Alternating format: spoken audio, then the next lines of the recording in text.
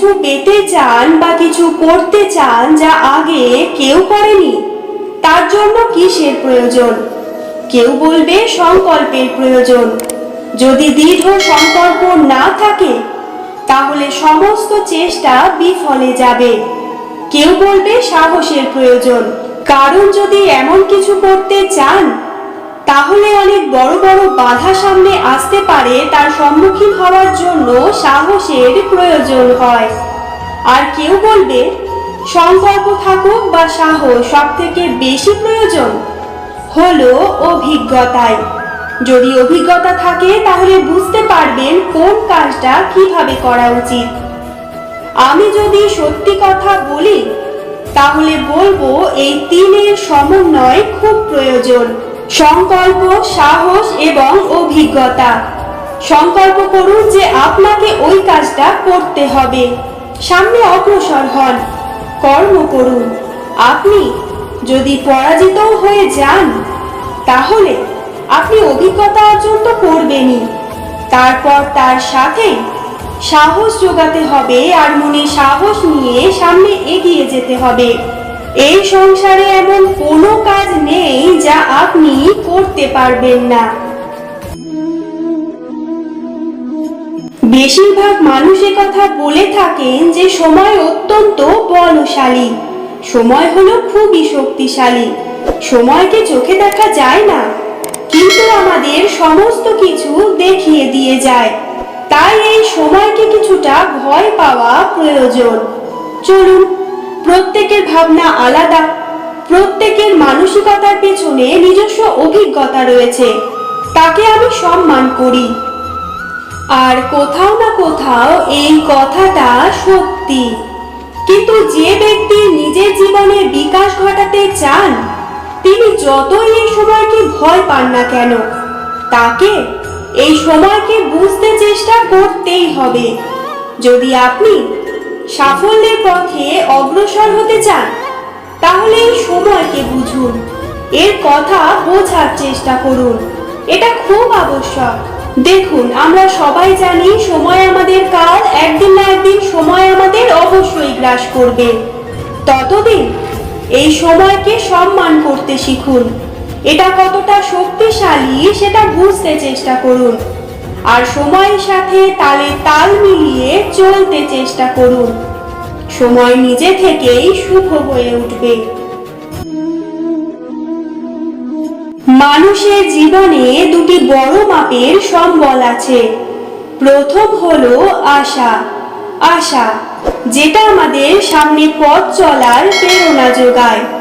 আশা যা আমাদের শক্তি প্রদান করে, সাহস যোগায়, আমাদের এটা বোঝায় যে এখনো অনেক কিছু শুভ হওয়া বাকি আছে, ভয় পেও না।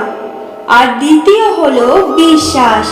জীবনে যখনই আমরা কাউকে বিশ্বাস করি তখন একটা বিশেষ মাপের শক্তি অনুভব করি। কখনো কখনো এই আশা হতাশায় পরিবর্তিত হয়ে যায়, আর বিশ্বাসঘাতকতায় পরিবর্তিত হয়। তখন কি করা যায়? তখন কি আপনি এটা বলবেন যে আশা করা অনুচিত, বিশ্বাসের অস্তিত্ব নেই? না, এটা কখনোই অনুচিত নয়। আপনি যদি কাউকে বিশ্বাস করেন আর সেই বিশ্বাস যদি সেই ব্যক্তি ভঙ্গ করে তাহলেও এটা আপনার দোষ, কারণ আপনি সিদ্ধান্ত নিয়েছিলেন যে আপনি সেই ব্যক্তির ওপর বিশ্বাস করবেন। আপনার সিদ্ধান্তে দোষ ছিল, আপনার ভাগ্যে নয়। কিন্তু ধরুন এমন একটা পরিস্থিতি এলো, তখন কি করা উচিত? আশা করুন তাদের থেকে যারা আপনার থেকে বড়, আর বিশ্বাস করুন তাদের যারা আপনার সমতুল্য। আশা করতে হলে ঈশ্বরের কাছে করুন যে আমি জীবনে যা কিছুই করছি, যে কর্ম করছি, যাকে বিশ্বাস করছি তারা আমার সাথে যেন কোনো অনুচিত না করেন। আমি শুধু এটাই আশা করব। আর বিশ্বাস অন্য কারোর উপর করার আগে নিজের উপর করুন, কারণ সত্যি বলতে আপনি নিজেকে কখনোই ঠকাবেন না, তাই না? জন্ম এবং মৃত্যু এই দুই হলো মানুষের জীবনের সবথেকে গুরুত্বপূর্ণ দুই মুহূর্ত। মানুষ যখন জন্ম নেয় তখন তার কাছে এই সংসার জন্মগ্রহণ করে এবং এই সংসারে যে জ্ঞান আছে, পুণ্য আছে, পাপ আছে, উচিত অনুচিত আছে, সেই সব কিছু সে জানতে পারে। এবার যেই মুহূর্তে তার মৃত্যু হয় তার কাছে এই সব কিছুরই মৃত্যু হয়ে যায়। এবার মানুষের যখন জন্ম হয় এই শুভ দিনের প্রসন্নতার কারণে মিষ্টি বিতরণ করা হয়, উপহার বিতরণ করা হয়, সবাই তা গ্রহণ করেন। এবার মানুষ যখন মৃত্যু লাভ করেন তখনও শ্রাদ্ধের কাজের সময়ও নানান মিষ্টি বিতরণ করা হয়, সবাই সেটাও গ্রহণ করেন। এবার এই মিষ্টি দ্বারা আমরা জীবনে মিষ্টি মুখ করি, কিন্তু আমাদের জীবনের সবথেকে গুরুত্বপূর্ণ এই মুহূর্ত, এই দুই দিনেই আমরা এটা গ্রহণ করতে পারি না। কখন গ্রহণ করতে পারি? যখন উচিত সময়ে আসে। আর উচিত সময় কখন আসে? জন্মদিন এবং মৃত্যুদিন, এই দুইয়ের মাঝের মুহূর্ত জীবনকাল।